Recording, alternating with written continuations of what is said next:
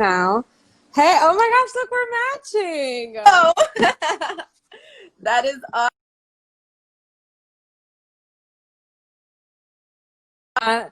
This was unplanned, guys. We did not plan it. It's perfect. no, we definitely. All right, so I'm so excited, guys, to have Shomara on here with us.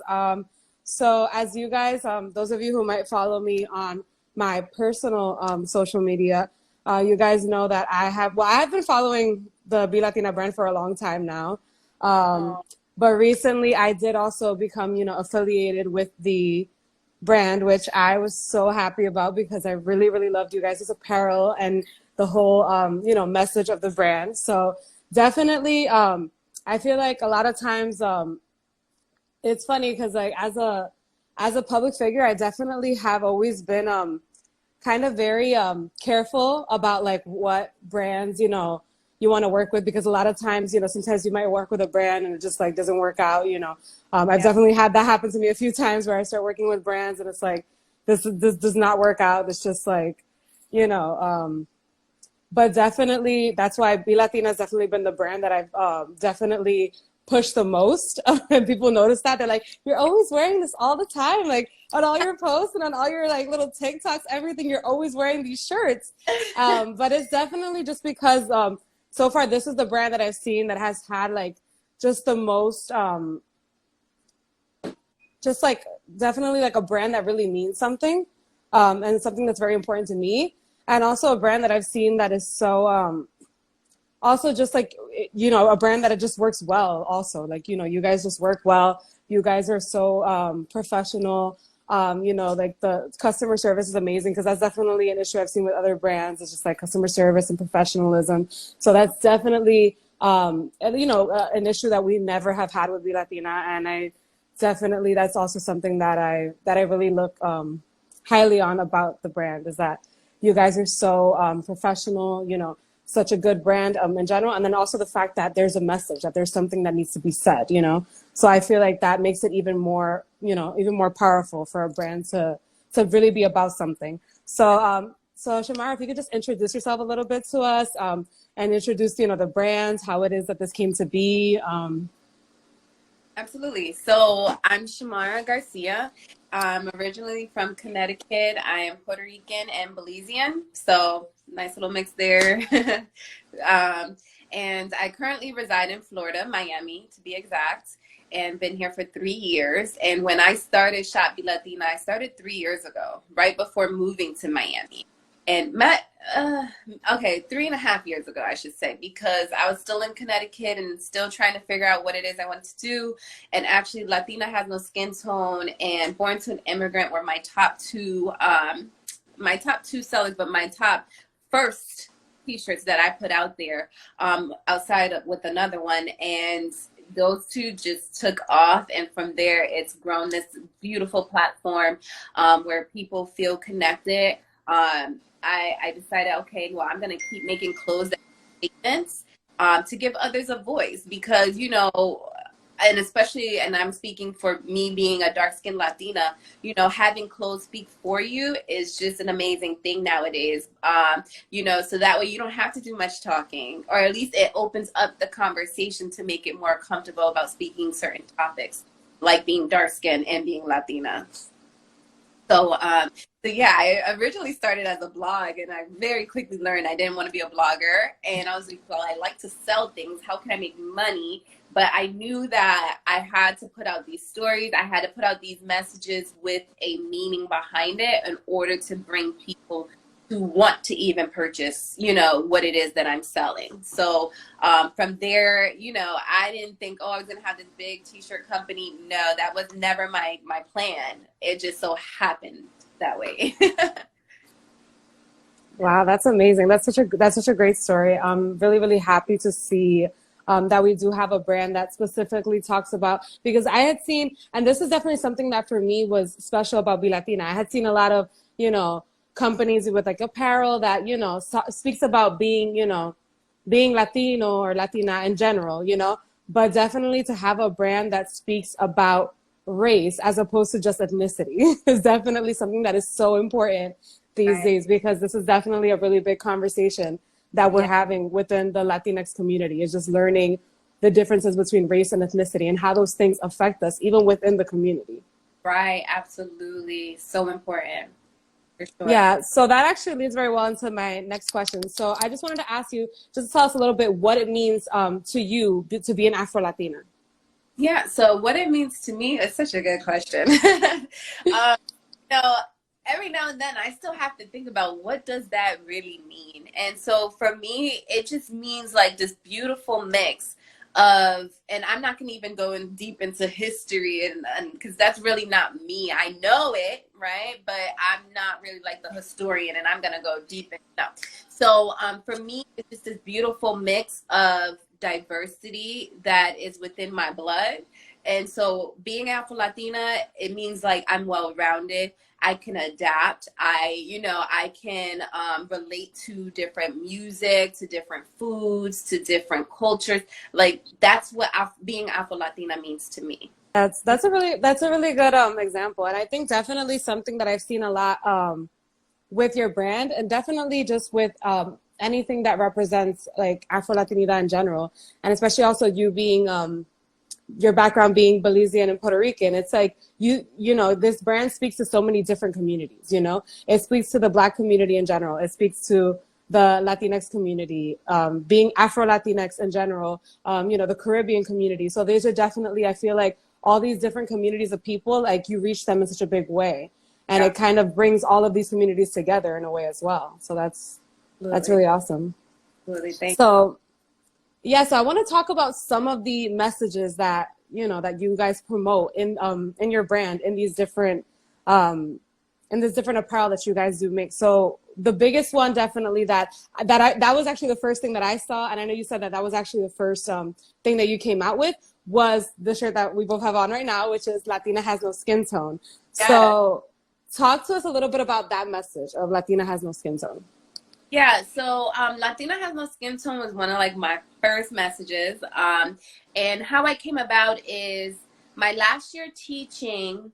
I just, you know what, just growing up and thinking about growing up and then into adulthood, like getting asked certain questions like, oh, why do you have a Spanish last name? Why, like, how did you get your hair curly? Why do you have this texture? With people questioning my Latinidad, okay, with me being dark skinned. Oh, my phone's up. And so something had sparked the year of 2016 where that's when I started like, oh, I'm gonna blog about my experience, right? And so I was just like, I know there are other people who can relate to me. So I started getting on Google and I found Ain't I Latina? And then I found Boricua Chicks, and I'm just like, oh, they're doing it. And I kind of looked at their stuff, and I'm just like, oh, this is cool. I'm gonna start sharing stories too. So, so I was just like, I'm gonna share my story, and I'm gonna share the people around me's story. So I had a few teachers because I used to teach. I had a few teachers I had one that was Black and African American and Mexican, and I had another one that was Puerto Rican and African American.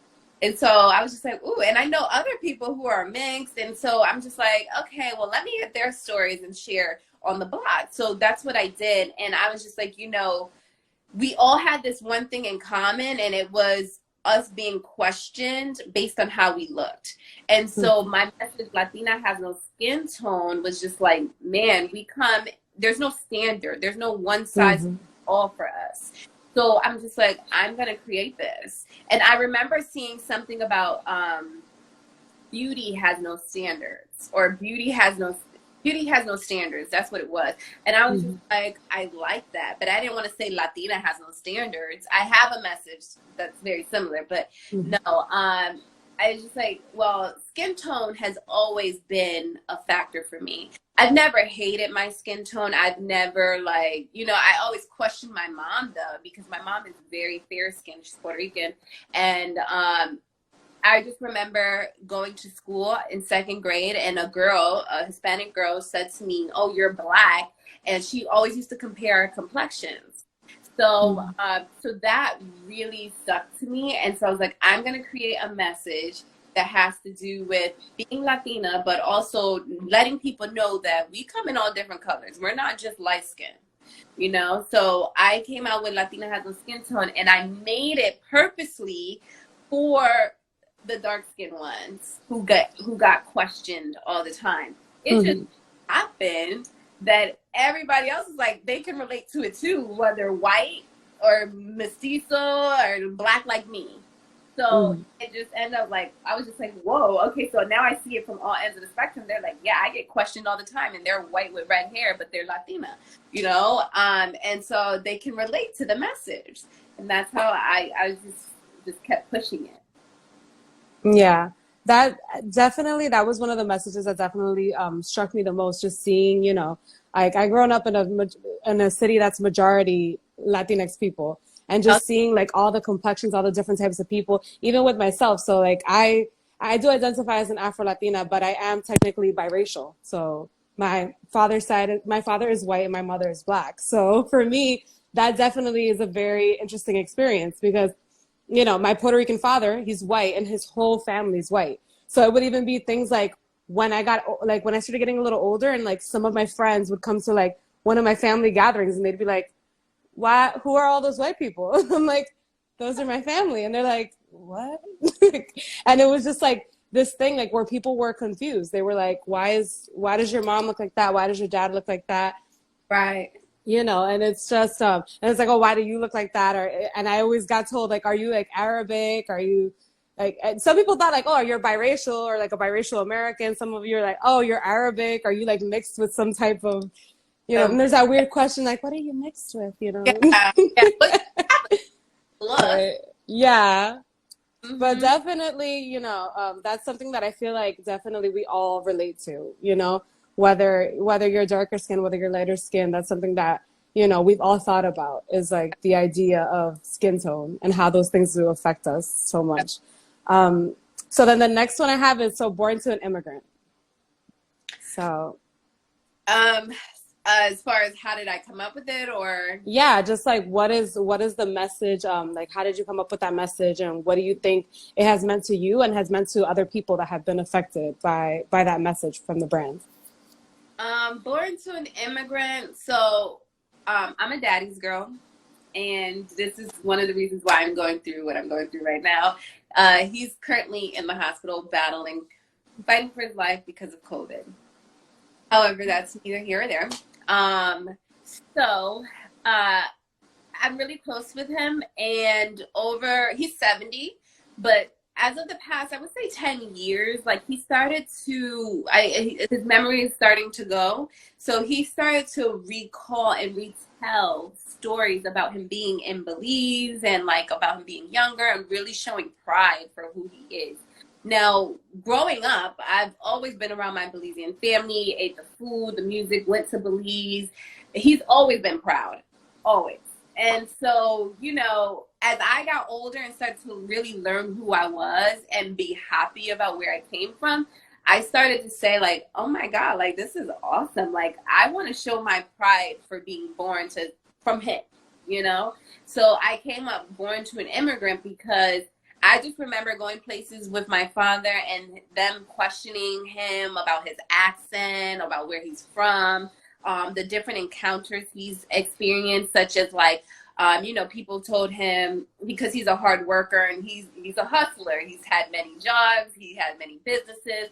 So people are like, oh, all you immigrants, all you guys do is come over here and take all our jobs and da da da da. So I was just like, man, I want to show pride about this. Like, I want to show that we're special. We're a special case. And I just think it's so bomb that, you know, we've come from another place and then came to America and just kind of like took over and, you know, are surviving and really providing a different life compared to what he grew up having. So I came up with Born to an Immigrant because of him. And I realized that there are other people who are proud. Like, I see you're making your little videos dancing stuff with the Dominican flag in the background. Anybody you talk to, they're proud about where they're from. If they're from another country, you will know. Like, they have the flag somewhere. They have it in their car. They got it somewhere, right? Mm-hmm. And stores, the bodegas, they're proud. They're playing the music, they're dancing. And so I just wanted to go ahead and have other people share my happiness too about where they're from. Because I know all the immigrants I know and the people who are not immigrants but were born or come from somewhere else, they're proud about where they're from, whether they're Trinidadian, Dominican, Cuban, they are proud. So, and I know as a child born from that, I'm proud. So that's how I came up with Born to an Immigrant. All right. Thank you. Thank you for telling us that story, Shomara. That was really, really good. So the next one that I have is, so curl type Healthy. age healthy, yes. So Yeah. that shirt, I actually ordered that shirt. I haven't made any videos in it yet because I ordered it like just recently. So I'm really excited to get that one also. But yeah, definitely that one is, I know that that's definitely one that a message that kind of relates to everybody. Like even with me, I have like thin hair, kind of like, thin curls, but definitely for me, like even like seeing that, I was like, wow, because I definitely didn't even like wear my hair curly when I was a child. I definitely had that typical experience of like just blowing out and straightening hair, like there was no tomorrow, and just destroying my hair because for some reason I thought that made it look better, that somehow, straightening my hair was better. And it wasn't until I was like in middle school that I actually started, in high school, that I started kind of wearing my hair curly. But I was still damaging my hair because I was putting a bunch of chemicals in it. I didn't discover the healthy curls lifestyle until like college. But definitely, I feel like hair in itself is something that it sounds like funny to some people, but it's something that is so that it's kind of so tied into everything, everything with like, self-acceptance and like, just embracing who we are, definitely just the idea of hair is such a powerful topic, and sometimes people really don't realize that. So so what was that for you, that that message of? Yeah. So that message is a couple of different things. So hair is a big part of my identity, and growing up in Connecticut, there wasn't a lot of dark skinned girls. You didn't see dark skinned girls like me with curly hair or fine type hair. So, and I had to put myself in their shoes. Like, yeah, if I'm looking around my environment, most of them don't have, their hair is more thicker textured, or, they wear it different, whatever the case may be. So I was like the unicorn in the group, right? So, I've always got told I had pretty hair, I had good hair. I only have good hair because I have Puerto Rican in me. Just stuff like that. And my thing was, now, as of like the past 2 years, where like being natural has become very popular and very trendy, there is a scale that's out, and hair types. There is like hair type A, B, C, and so forth. And so and then me being a brand ambassador, so I'm a brand ambassador for curls, hair products. I would always get asked, "What's your hair type?" or "What's your curl pattern?" And I'm like, I don't freaking know, and I don't care. Right. Like, my hair's just curly, and and so so that would be my response. I don't know, but I had to, as a brand ambassador, I had to learn. Okay, I guess it fits in this category, right? So my thing is, I don't want to be classified as that, because what I started to see happening, especially in the social media space, is that people were kind of like, well, I have type B, and B is better than C, and C is better than whatever. And I'm just like, this is another thing that is putting us against each other. And, I didn't like how people were using it. So I was just like, well, I'm going to go ahead and put out the message that we're curl type healthy over here. I don't care what your curl pattern is with your hair type. And people even still try to like fight me on it. They're like, well, I think it's good to know what curl type so that you know what products to use. And I'm like, yeah, go by what products to use, but not necessarily like according to your hair type. Go with what works for your hair, because what works for my hair, and if we have this similar texture, may not work for your hair. So that to me just doesn't even matter. And so I wanted to put out, and I knew that I needed to jump on this trend, right, about hair, especially with hair being a big part of my identity. I wanted to put out a message, and so I went with Curl Type Healthy. Thank you for sharing that with me, Shomara. That was so great. So the last message that I have here is it's your recent top that you guys did. Hashtag I am enough. I really love that top. It was so like, it was just so nice. It was so cute. I really loved it. So what is the message of this top of I am enough? Okay, so it was actually Janae, who's the owner, the blogger of Hashtag Enough. It was her idea to create this shirt and collaborate. And her message behind it is she's more than enough.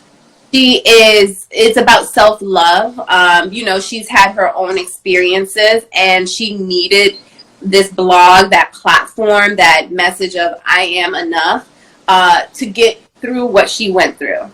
And so when she came to me, and I'm like, okay, well, I'm always preaching about embracing all of you, right? No matter what, whether it's race, hair, skin color, embrace all of you, no matter where you're from.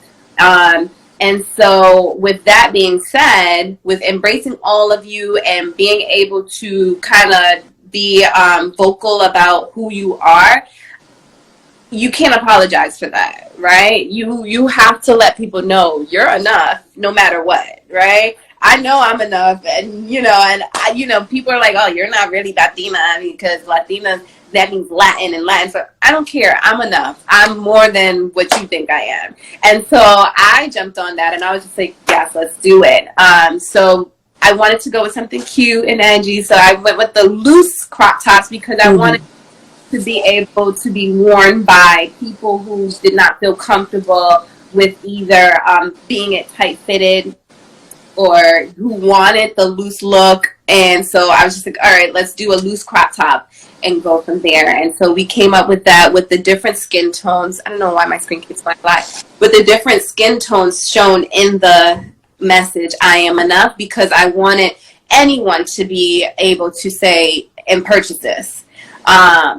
I know Janae, on the other hand, she wanted it just for women of color, but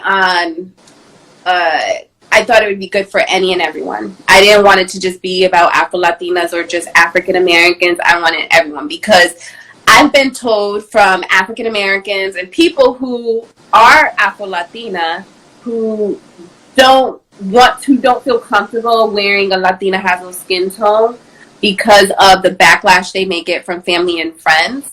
I've had them say, oh, you don't have anything in your shop for me. And I'm like, what? Yes, I do. I have all these messages, but they don't feel. But with I am enough, it was vague enough to be able to be worn and them not feel uncomfortable.